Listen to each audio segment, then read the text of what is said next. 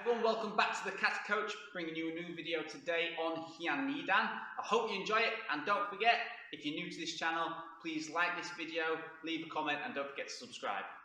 Let's start out with the opening sequence then, and there's a couple of different ways you can start this kata off, and I'm currently trying two different ways to work the hips, and I'm going to show you both ways, and then it's up to you really which way or which version you use. So the first version of the hip movement is the double hip. So what we're going to do is we're going to pull the hip back and then fire the hip forward as we're making the stance. So it looks a little bit like this. Pull the hip back, and then as you push your hip forward, you bring your hands up into Haiwanuki and you lock everything in place like this. 1, 2, here. So you've got your arms moving in one direction and your hips are moving in the other direction, and they're locking in line with each other here. The other version is you just simply go with the momentum of the hip. So you're not going backwards to go forwards, you're simply just pulling on the hip and going with the movement. And what you've got to have with this version is a lot better kime, because your momentum's going this way, you've got no counter force going in the opposite direction. So you've got to be able to stop your arms in the correct place. And the second version looks like this. Here. I also want you to think about dropping your weight down as well as doing the hip movement. So I don't want to fall to the side like this. I want my center of gravity to go down, and then it's a case of this left foot turning out with the hip. So as I go down, the left foot goes out like this. The opening sequence looks a little bit like this. You choose which variation of the hip movement you want to do. Here.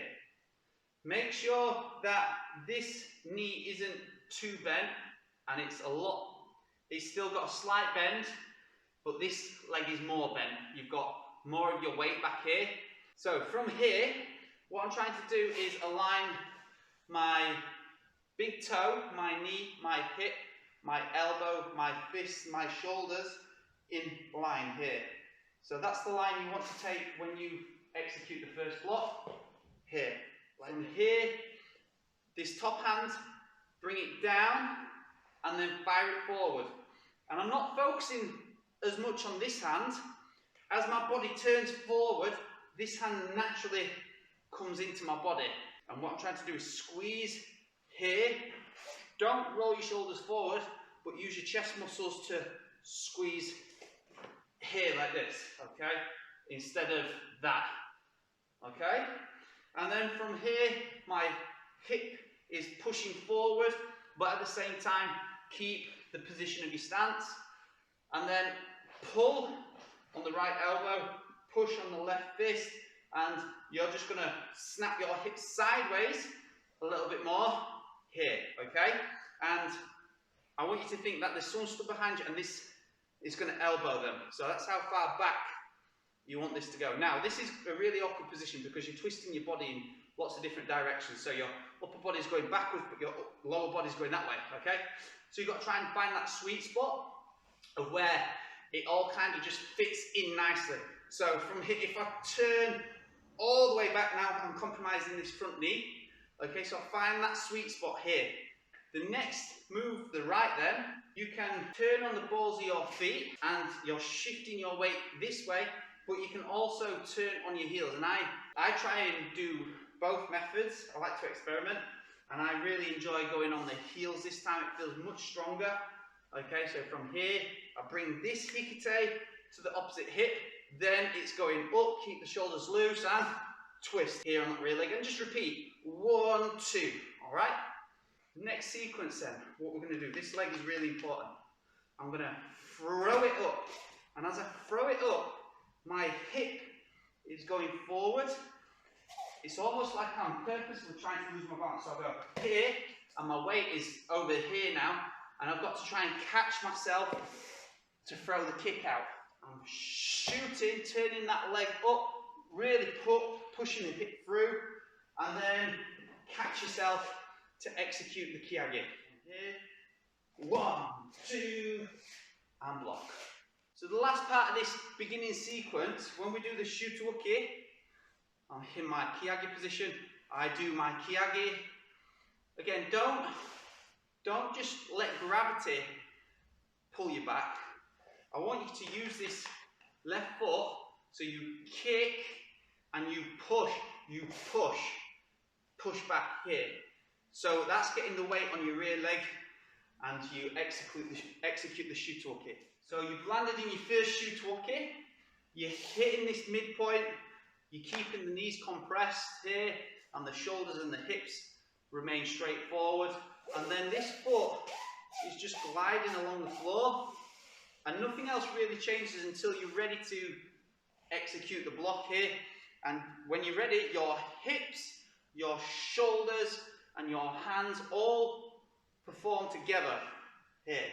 Alright, we've got Kiyage, we've got Shuto, we perform another Shuto, and one more, and then we've got this Nukite, and this is super important. You're trying to block, step, strike at the same time. And not go 1, 2, step 2, attack 3. So make sure your hips stay to the front. Now, turn on the heel here, hit this midpoint, and then into your Shuto-uke. And what you're doing with your hips, again, you can go with the double hip technique, or you can go with the single hip technique. If you're going with the double, you have to load and then fire it forward. And I've tried this method, definitely much harder, much more technical. And then the single hip is you just come round and lock your hip straight into position.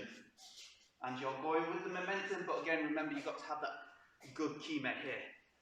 So from here, round and block. Be sure to tuck that hip under here. And then the important thing when we set is to turn the lead foot and squeeze, and then execute the block here. And remember, that leg, keep it compressed. Now, use your front leg to push back, and then execute the block. And same principle here. Try and get your hip, your knee, heel, toes, all in alignment. And it's not collapsing in, and you're not pushing it out too far as well. Get that nice straight line. Right, for the purpose of the video, I'm switching sides. So we've executed this last Shuto-uke, and we're going to come to the center now. So take this right hand out, I'm stepping over and blocking Gyaku Uchi-uke, reverse Uchi-uke. So this hand comes straight across, and it's already to the opposite side of the hip before my stance finishes moving. And then as I form the stance, the hand goes out, and you're locking everything in place here. And I want you to over-rotate your hips, so they're not this way, they're not straight, they're actually going against that lead leg here, like that. And use that tension that you built up to unload into the Maigari. From here, I'm like an elastic band wound up, and you're just releasing it into the Maigari, and then following up with a punch. 1, 2, 3, and then from here, this hand becomes the next block. I want you to release your hip as the hand comes under, and then snap the hip forward. And it's okay if your foot slides back, but it's not a case of allowing the foot to slide back. It's just a byproduct of the hip that is firing forward. So don't think about moving the foot back. Just let the hip do the work, and if it moves back some, then that's okay. So release, and then fire the hip forward. And the hip's going towards this leg now. Release and punch. Gyakuzuki. Bring the hand into the side and step forward. And when you perform a Roto-uke here, open the hip up to the side like this. So the turn into the last 4 movements then is on the heel, round, and Gidan Barai, making sure the hips are opening up. and using that double hip or single hip technique that we were talking about at the beginning. Now close your hips up, the left hand is out marking, and then unwind the hips on the execution of the Agilki. And then the important thing, don't lean back to get your body moving. Use your legs. This front leg is loaded. Push on that front leg. Push round and then open the hip up. Close the hip and then fire the Agilki up for the last movement here.